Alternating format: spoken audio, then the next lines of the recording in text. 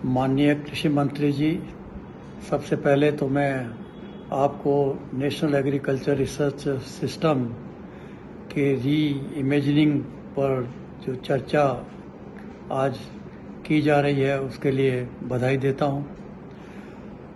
और इस अवसर पर जो कुछ नेशनल एग्रीकल्चर रिसर्च सिस्टम ने अब तक हासिल किया है वो तभी संभव हो पाया कि आज कई विकासशील देशों में भारत के नेशनल एग्रीकल्चर रिसर्च सिस्टम की चर्चा होती है और ये बहुत सुदृढ़ है और बहुत आगे पहुंचा है। इसने हरित, श्वेत, नीली और जो है रेनबो रिवॉल्यूशन की जो है उपलब्धियां हासिल की हैं। इसके साथ साथ आज हम विश्व में 5वीं इकोनॉमी बन गए हैं।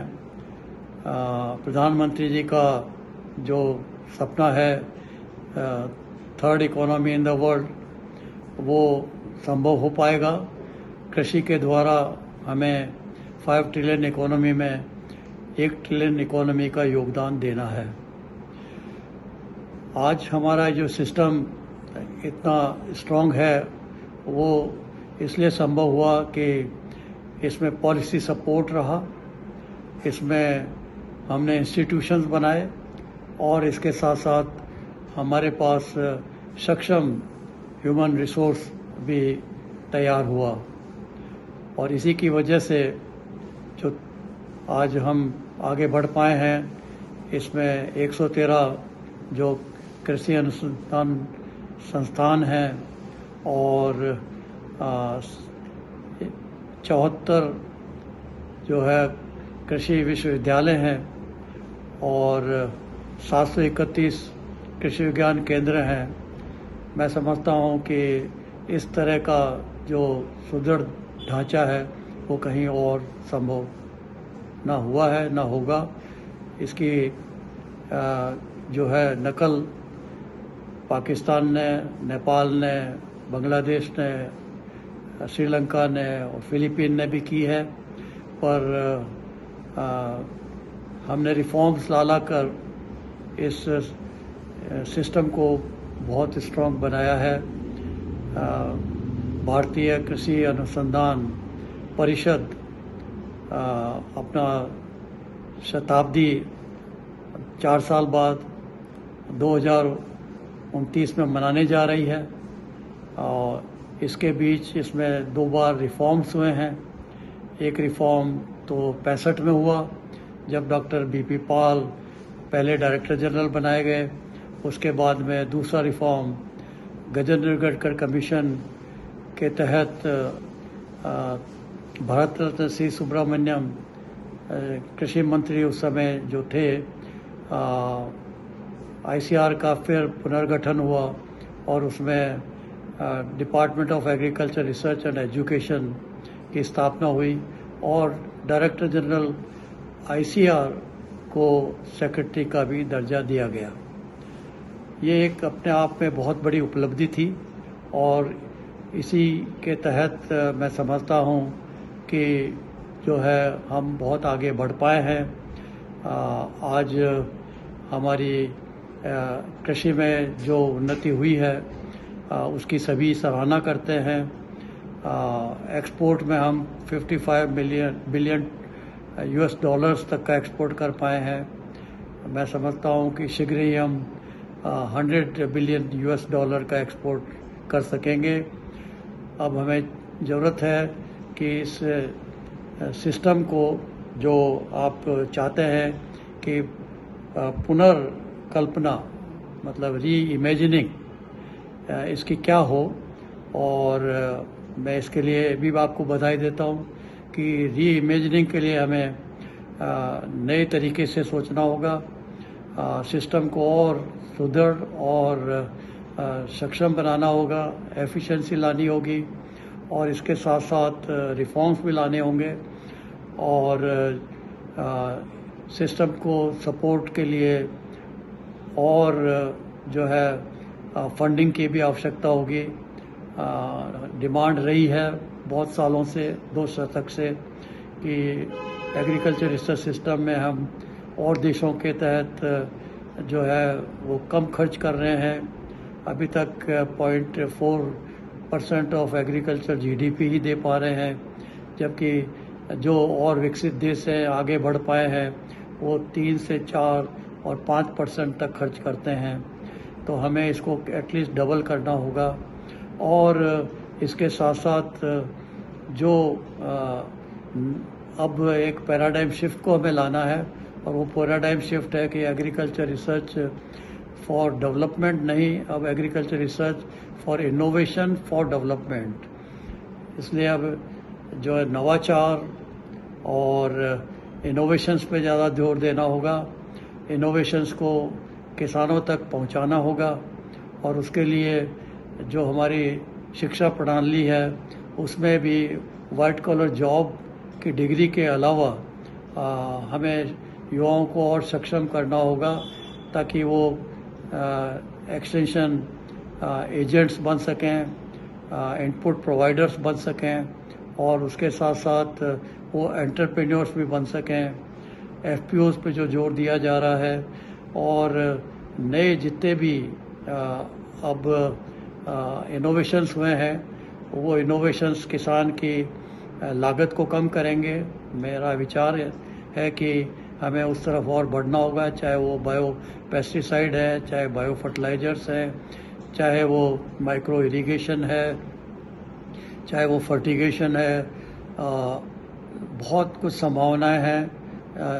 युवा पीढ़ी को जो है सक्षम करने के लिए हमें मोटिवेट और अट्रैक्ट करना होगा टुवर्ड्स एग्रीकल्चर, और किसान को आगे लाना होगा।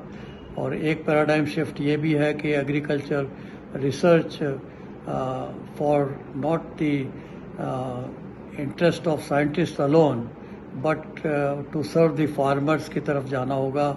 किसान को प्रधान बनाना होगा, और उसके लिए हमें रिसर्च एजेंडा को भी रीओरिएंट करने की आवश्यकता है। Science based and research paper oriented agenda के अलावा अब हमें इनोवेशन ओरिएंटेड रिसर्च एजेंडा को आगे लेना है, युवाओं को सक्षम करना है, और इसके लिए कई और अब ऑर्गेनाइजेशन एंड मैनेजमेंट रिफॉर्म्स की आवश्यकता है। इसमें कई रिपोर्ट्स दी जा चुकी हैं। डॉक्टर स्वामीनाथन रिपोर्ट भी थी, डॉक्टर मशेलकर रिपोर्ट भी है, डॉक्टर GV राव रिपोर्ट भी है, और मेरे द्वारा भी 3-4 रिपोर्ट्स एग्रीकल्चर रिसर्च सर्विस पर है, एग्रीकल्चर रिसर्च रिक्रूटमेंट बोर्ड पर है, ASRB पर, और कृषि विज्ञान केंद्र पर है। उन सबको हमें लागू करने के लिए कृषि विज्ञान केंद्रों को सिर्फ not only centres for frontline demonstration, but centres for knowledge dissemination, skill development, और उसके साथ साथ इनोवेशंस के ऊपर जोर देने के लिए हमें आगे बढ़ाना होगा। कोऑर्डिनेशन कन्वर्जेंस की आवश्यकता है, और इस कोऑर्डिनेशन कन्वर्जेंस में मैं समझता हूँ कि ऑलरेडी हमारा नेशनल एग्रीकल्चर रिसर्च सिस्टम बहुत आगे है। सारी यूनिवर्सिटीज़ मिलकर काम करती हैं। यूनिवर्सिटीज़ को भी हमें और स्ट्रॉन्ग करना होगा, और वर्ल्ड बैंक का एक नया प्रोजेक्ट लाने की भी आवश्यकता है, उसकी तरफ भी हमें ध्यान देने की ज़रूरत होगी।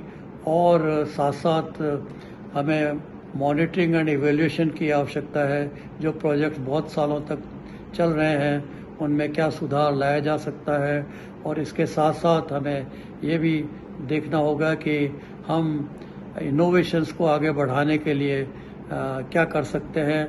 सब्सिडीज़ जो है उनको इंसेंटिव्स में कैसे कन्वर्ट कर सकते हैं, और इसके अलावा जो रिवार्ड एंड इंसेंटिव सिस्टम है, जो हमारी डॉक्टर जॉल कमेटी की रिकमेंडेशंस हैं, उनको फिर दोबारा एक बार देखना होगा, और उसके द्वारा जो है वो सक्षम करने की आवश्यकता है।